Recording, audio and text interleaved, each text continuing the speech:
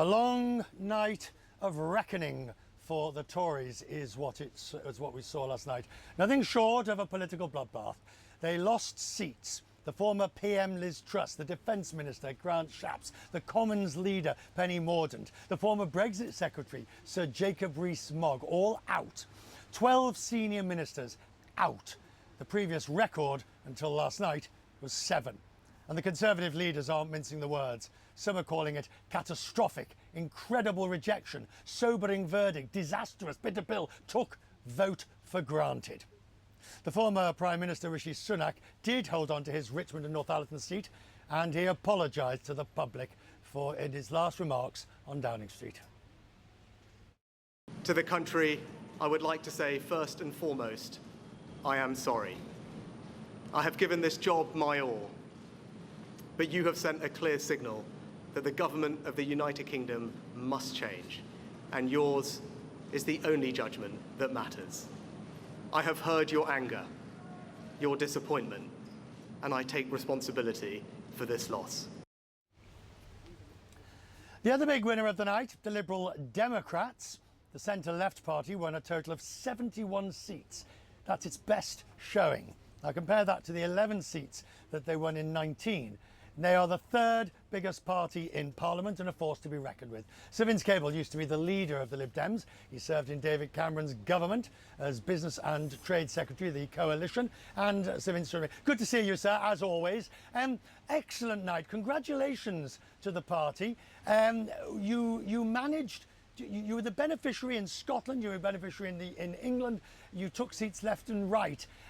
What do you think was the driving force? Was it just the anti-Tory?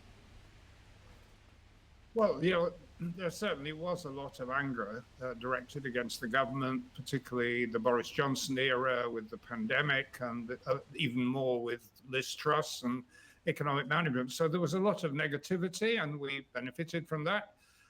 We were also very focused and organised. We concentrated our support to maximise tactical voting. But I think there was also a popular appeal. We're very well grounded in local communities, local government. We've been working a lot of these seats for a very long time, and we finished up with better representation in the Liberal tradition than for a century. So the question now is how we put this to good use, offering constructive opposition in the new Parliament. And in many ways, you will be a sort of a more realistic opposition as the Tories go through a bloodletting of recrimination and what some say is a civil war to find their next leader. But your party also has a challenge, which is to embed itself into those new seats that it's got, so you become the natural party of those seats in the future. Yes, you're quite right. It's partly determined by what happens to the Conservatives. There is a very real possibility that they could split because we have the pressure from this nationalist right-wing party Reform led by Nigel Farage, which a lot of their MPs instinctively sympathise with. And it may be that one of the great parties of government for the last 200 years isn't going to be able to deal with these pressures. So there is an issue about the future viability of the Conservative Party. But as far as we're concerned, we have to develop our own agenda.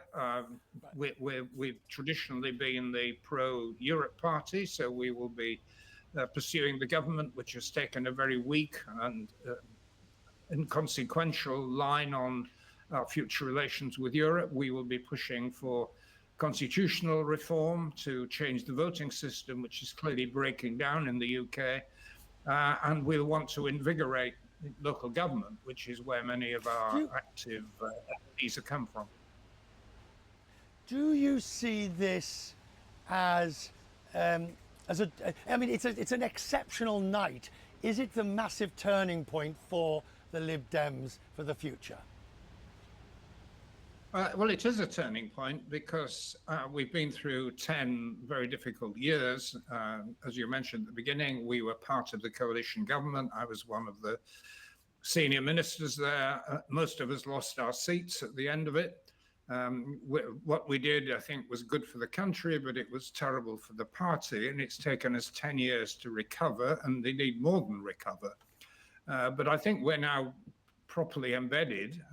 We have, good leadership, good MPs. We have a clear agenda for the future. So I think we're set fair.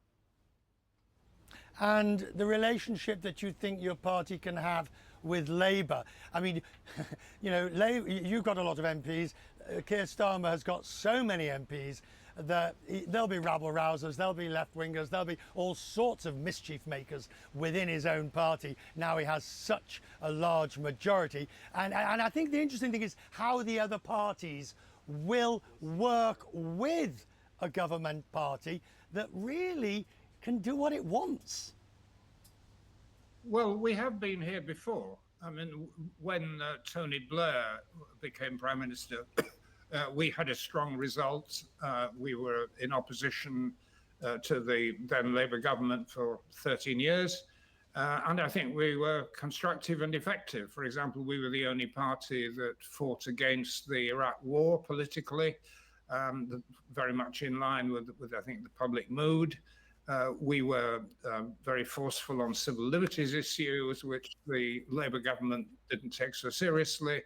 And I personally got very heavily involved in the critique of the handling of the banking system, which ultimately collapsed. Right.